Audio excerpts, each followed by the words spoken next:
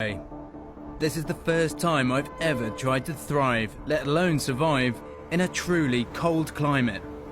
And I've just had a very close shave. I'm only just above the high tide. I'm quite pleased I decided to build my camp where I did. I was very close to be building it on the dry grass, which is now underwater. So far, I've found water and built half a shelter. But I'm worried the fire I've made isn't going to keep me warm. It's not burning nearly as efficiently as I'm used to. The wood's dry enough, but the problem is the ground around here is absolutely sodden, and I think the moisture is just being soaked up by the fire and just killing any inherent heat.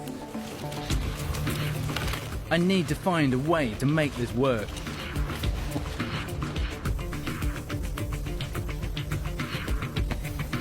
See, this is right underneath where the fire was, and it's wet. It's not just damp. That's ridiculous. I need to get rid of all of this moss, I think.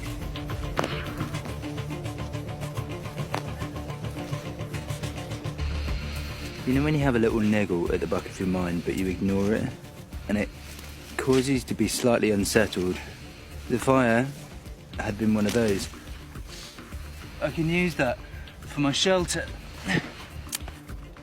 by spending half an hour stripping away all the really sodden moss back to bare rock. I can see the fire is happier.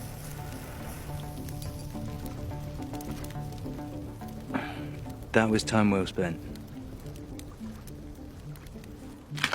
With just 3 hours to sundown, I need to finish my shelter. This couldn't be more urgent. I really need to get a roof above my head. I suspect late this evening, if not tonight, we're going to get a heavy downpour. The plan is to give it a really steep roof. It needs to be 60 degrees from the floor. This will shed rain and snow and reflect heat back onto me when I'm lying on my bed.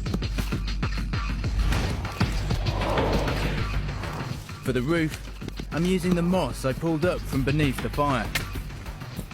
It's heavy, but should keep me dry. Okay, I've got to do something about this fire. At the moment, partly because of the rain, partly because of the cold, partly because all the wood is damp, the starfire method is just not, I've got to acknowledge, it just doesn't work.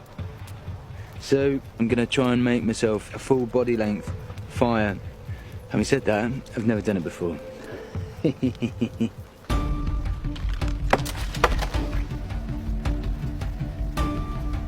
Okay, I've got 1, 2, 3, 4, 5, 6 massive logs now. All I need to do is lie 2 of them down on the floor, remake the fire, and fingers crossed we should have a more efficient system.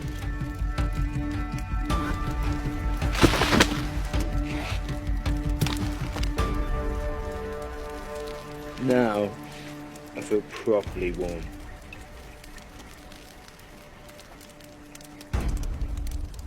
I came in here thinking, I know fires. A starfire suits every occasion, and yet every bit of advice had told me before you need to make a longitudinal fire, and I thought, you know what, that's not really necessary. It will just burn too much wood too quickly.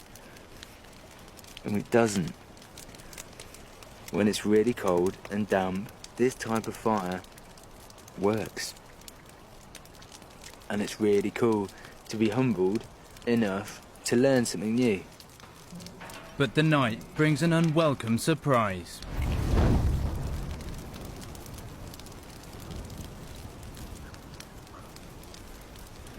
Might have put a little bit too many logs on the fire.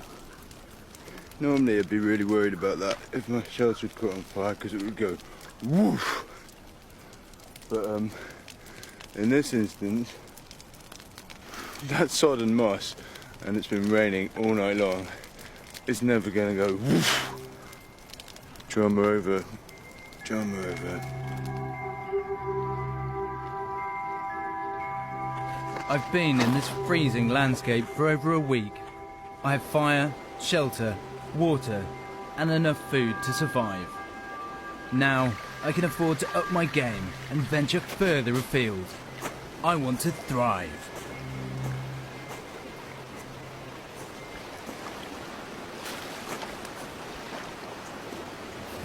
Ho ho ho! There is a massive fjord. Look at that. Right, how can I get down to it?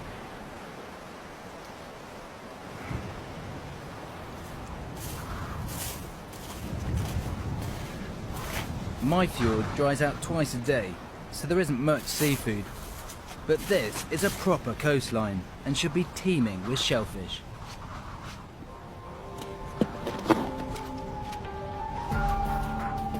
I've never seen so many mussels.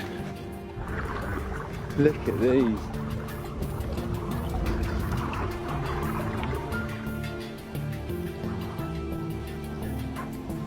These are not bad. Better than tiny little snails.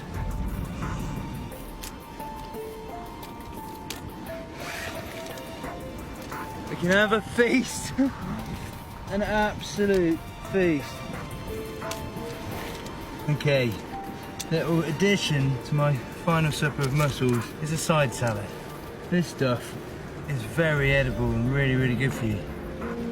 Sea lettuce, seaweed and mussels. At long last, it's time to eat.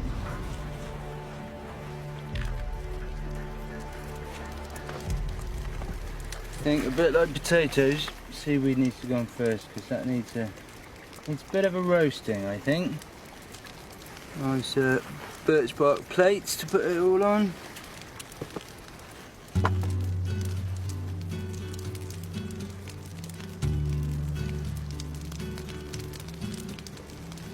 Have myself a little meal by the fire and open up the most fantastic looking mussels. It just looks like proper food.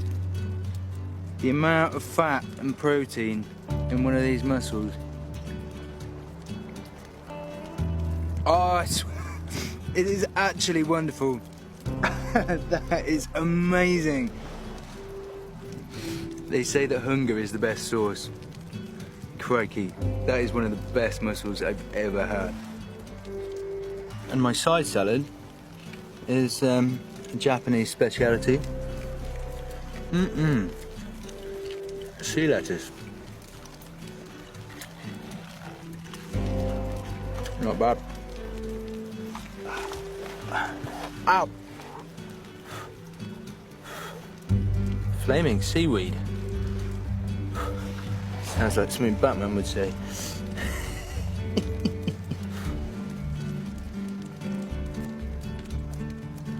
It's been a pretty good and successful journey as far as food's concerned. To have such a quantity of mussels and sea lettuce, I could eat this till the cows come home. It means that you could sustainably be here through all seasons. Lovely final supper.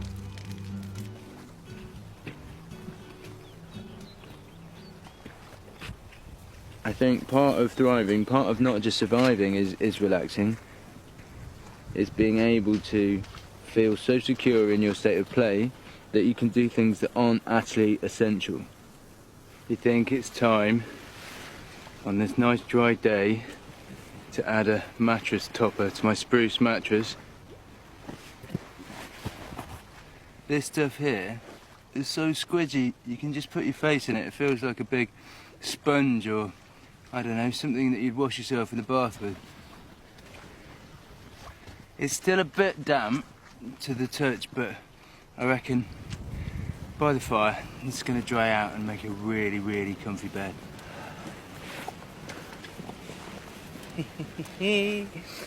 I have a mattress topper, toasty warm fire, soft fluffy mattress.